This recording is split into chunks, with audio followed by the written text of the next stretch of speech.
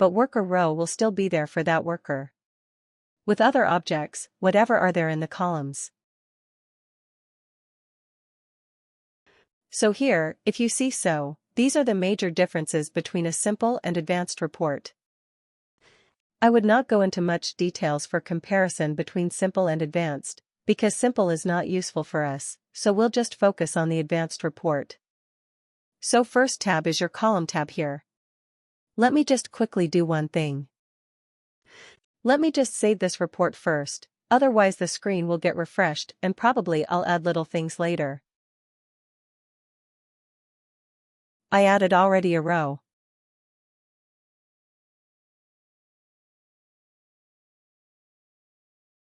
Just save it first. Okay, now we'll just go in the edit mode. Go to the custom report here and edit.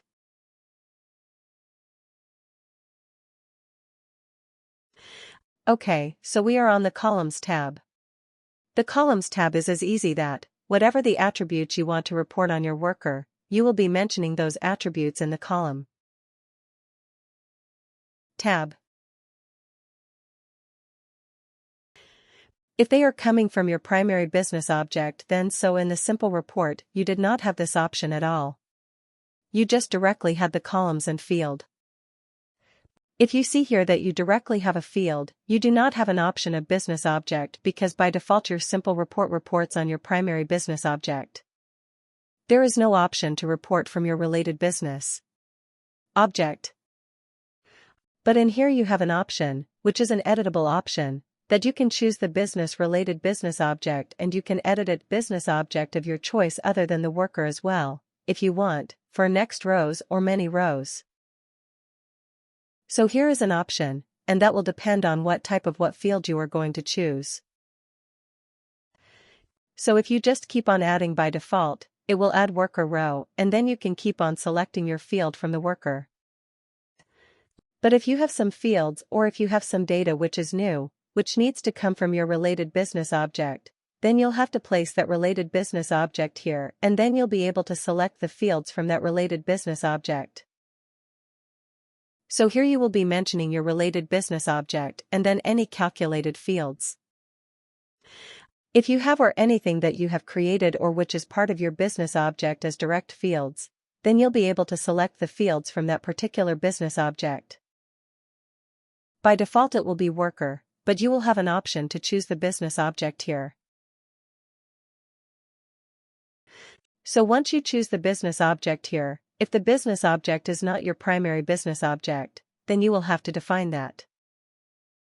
It's kind of a declaration that whenever you are using a business object other than your primary business object, and it could be more than one here, since there is no control over the multiple related business object dash, so that many business objects that you are going to define which are not primary, you will have to declare them here in the group column headings. So if you don't declare them, Workday will throw an error and will not allow you to save. So if you have anything which is a related business object, you will have to define them here. That is important from an advanced reports perspective, because when the structuring of data happens, when the relationship gets set up between the parent-child relationship, because by default all the attributes which will be from worker will be lying on a same level because they are all coming from a parent object and they will all be on the same level, like if I say worker's employee ID, their hire date, their employee ID, their primary compensation, their manager details, all there.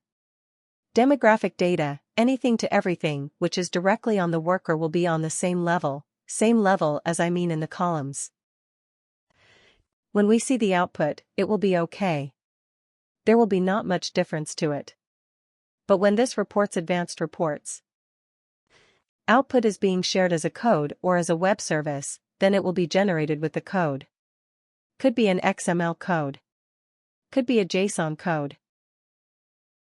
So in that case the relationship gets set up between a primary and secondary business object which works as a parent and child. So if a workers, you are also reporting on dependents. So now that related business object will be working as a child because one worker has some dependents now. So you will see it when we generate the code of this output. So you'll be able to see how that parent-child relationship gets formed. Which is why Workday asks you to define these group column headings, because these group column headings are then used to define that parent-child relationship. So if I'm using some data from dependents, business object. So first of all, workers primary. Data will be displayed then inside that there will be one level of nesting gets created, and these will be helping to create the nodes for us in that code, or a nesting level that. Okay, workers, first data, and then the dependents data getting started. So now the dependent data will be coming in, dependent data will be getting ended, and then second worker will get started, second workers. All primary of data will come from the primary business object, and then if there is a data coming from related business object, if it's not empty, then that child level relationship and all the other childs, like if you have more than one related business object, then those children's will again be on the same level. So worker will be on one level. So it's like a simple parent-child relationship, where primary business object is a parent, and when you have more than one children, then you'll be like siblings will be sharing on the same level. Even if you do not have anything to report on. But it wouldn't make much sense because, let's say, if you are reporting on something of, let's say, you do not want any dependent related data in your report, but still your report requirement says that there should be no work, there should be only workers with the female dependents, or something. So in that case it wouldn't make sense, because if you are applying something on the sub-filter, so even if that worker is not satisfying that sub-filter, that worker will still be part of the output, so the rows will not be omitted. So in that case usually you have some data to be reported from the related business object, and then you have some data, let's say you are reporting on the female dependents. So here at least, if you're reporting something from female dependent, then you will be able to say, okay, that this worker does not have any female dependents, but it is part of the output because it is satisfying the filter criteria, and in here, probably you will see blank data, that there is no female dependent, so no data.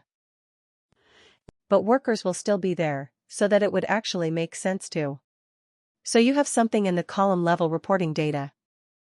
Then it will make sense to apply that sub-filter. So Workday technically will not stop you, but it's just a way of working. However, so if you see here, so in Workday, lot of fields will be there, and mostly the multi-instance fields, and they can also work as a related business object in here.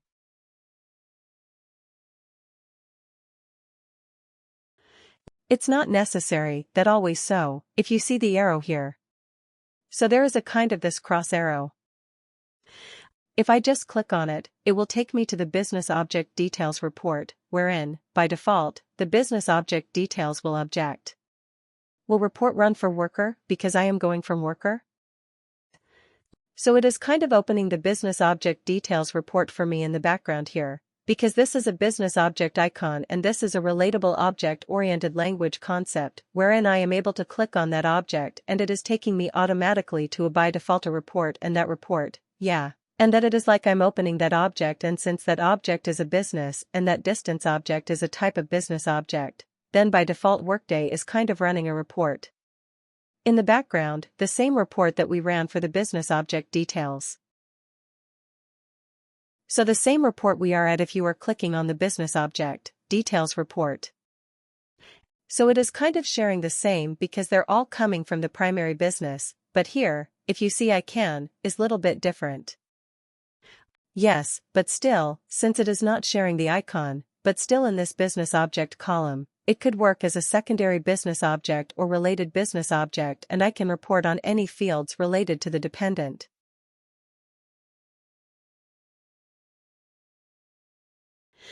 So for primary business object it will be like that, but for related business object I could use fields like this from dependent sum if I want to get some details on, let's say, supervisory.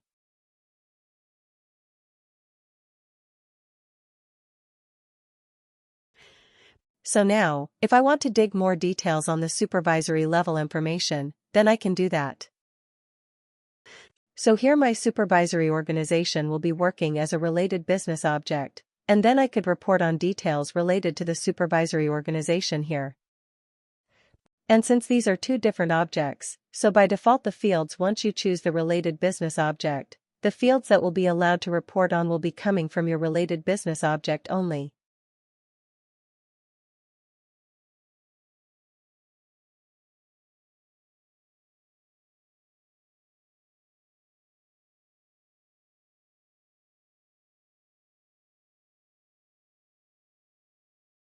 So let's say legal name is a common field for worker and for dependents as well. So if I click on this, you will see the data is coming from the business object as dependent, the legal first and last name of the dependent. So it will not show you the fields. So if I just choose the legal name here on the worker side, so Workday will make sure in that case, because you have already defined the business object, so it is already filtering out the fields coming from your business object details report, which is for worker, and when you have some related business object then it will make sure that because fields like relate, fields like legal name, age, these are all commonly shared because dependents are also people, worker is also the same category, so they will have both of the information shared with the same names.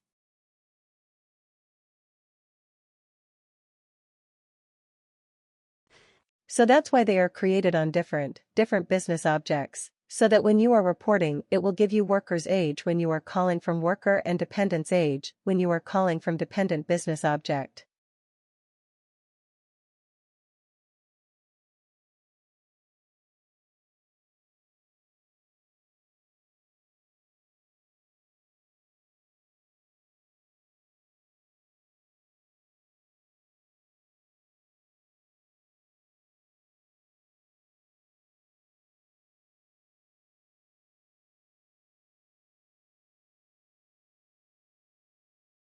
Okay.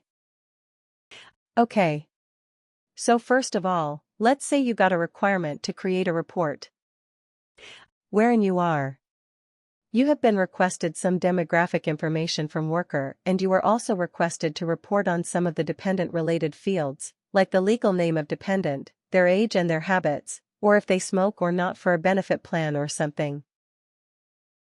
So now you know, first of all you will try to search. So let's say the requirement was only from a worker's perspective to show all the dependents, along with the workers' demographic information.